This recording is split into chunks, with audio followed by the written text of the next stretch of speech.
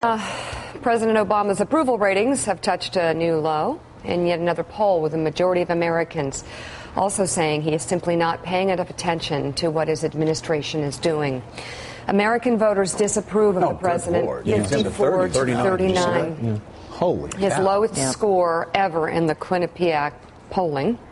That's identical to how President Bush was doing right around this point in his second term. President Obama's approval ratings with most major demographics have sunk, especially among women, independents, and older Americans. For the first time, a majority feel the president is not honest and trustworthy. He's upside down on his handling of everything from health care to foreign policy. That's surprising, to immigration.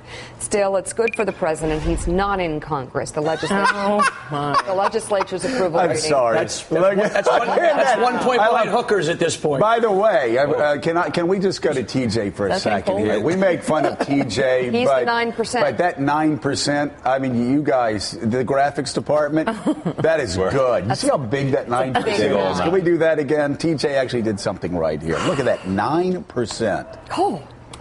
What is the deal there? Joe, let me ask you a question. Who are those people? Because you've been talking about Chris Christie a lot this week. That's the lowest score in the history. And coincidentally, and you broke the point, Bill Clinton's calculus as far as doing this, coming off of this and coming off the last Bush administration, does this now hurt Hillary Clinton because she is, I don't want to say business as usual, because she's incredibly competent, and help the Chris Christies of the world because people are just going to want to hard right turn? And obviously this is not Hillary Clinton's mess, but it is just more of the same. She's part of the establishment. And does this in any way, shape, or form kind of have some negative variables? On Hillary? Yeah. I think this hurts all Democrats right now. I agree. I think it hurts them in a terrible way. I think you look at the fact that the president has Bush-level approval ratings after Katrina. That was a December, I think that was a December 2005 poll. That was several months after Hurricane Katrina came to shore. I think this damages all Democrats. My point is just people want it, that you're going to want. Well, you said, Democrat, Republican, you said Americans would take a hard right turn. No, I don't mean right in terms of politics. Right. No, I think what you're going to look at is I think you're going to see, first of all, increased skepticism on big government solutions. Yeah. I think that's going to help Republicans. But I don't think necessarily Americans are going to take a hard right turn and are going to want to elect, let's say, Michelle Bachmann. I think what you're going to see is a cry for competence here. Yes. Because this is our second president who has not seemed up to the task of being president. Approval ratings in the 30s, a disastrous second term. And I just want to take exception with one thing you say. It's your business. I understand it. I can tell you what I would do in a situation like this. And, obviously I'm not, I don't have the same concerns or responsibilities by any stretch when I was, in Congress as somebody who's president of the United States. But this is just a leadership issue, whether you're running a Baptist church or a football team or a country. If something is this badly screwed up, you go in and you call everybody around and say, we either stop the bleeding in the next 2 weeks or we're shutting this down. My approval ratings are in the 30s. They're going to drop in the 20s. But if you shut it down, you never get back. You know what? I almost swore. I almost told you what I would tell a staff member that told me that. That's BS. You know what? This is the bleeding. We're bleeding out right now politically. We're not going, if you're the president, you're going to say, we're not going to be able to pass immigration reform. We're not going to be able to pass education reform. We're not going to be able to do anything. What's to say he hasn't done exactly that from what you're seeing? You're seeing the White House doing exactly that. They've got an actual deadline that's very soon. Obviously, if they can't make that deadline. But Mika, I'm not talking about the website. The website now is so inconsequential. I know. To this bigger issue. Listen, here's the deal. You either keep your promise or you break your promise. And what you have to do is you've got to clear out everything else. You've got to, he's got to zone out, the Republicans. He's got to get rid of all of the noise.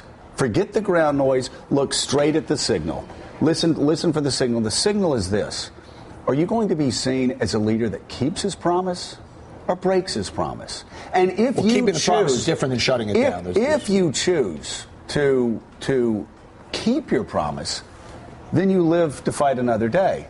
I understand it's devastating for ACA, but this is going to require him to call everybody down and say, we've got to rethink this from the start up. And guess what? That may require us to bring some people in here that we loathe and that loathe us. And we need to sit down and figure out, how do we move this health care plan forward? I don't think there's any other alternative. Are we going to be here 6 months from now talking about a guy with approval ratings in the high 20s? I think we are anyway. I mean, I think that's the problem, and I think what Donnie's saying is right. I mean, I think we are going to be sitting here talking about a guy. If he does that, then he's essentially saying that other priorities are going to take precedence, like immigration reform, a bunch of other things that he still wants to get through, and he won't be able to get them through because Republicans are going to think that they can stop it at any point. I mean, you're going to think. They're going to think. You think Republicans will see this as a sign of weakness? I do. And I do, and I think the Democrats are not going to stand with him on this. They're going to feel completely betrayed. I mean, that's sort of why you're seeing a bunch of Democrats who are offering different legislative fixes already, almost any of which, if they cleared the Senate, would probably not get through the House, because why would Republicans want to take that issue away and let Democrats off the hook? Problem, too, is the president can't just lay low and ride this out, because the website problem's not going anywhere. There's a new report today that says it's not going to be ready for a long time.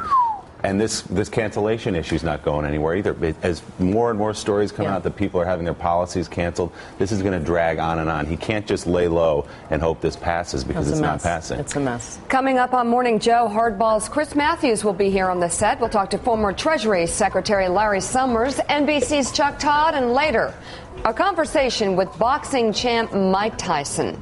You arm wrestled him. I did. I want to see Tyson and Larry Summers go at it. That would be interesting. Yeah, that was interesting. But first, here's Bill Cairns. Bill. Oh, good morning to you, Meek. I'm going to give everyone an update on the devastation in the Philippines from Typhoon Haiyan.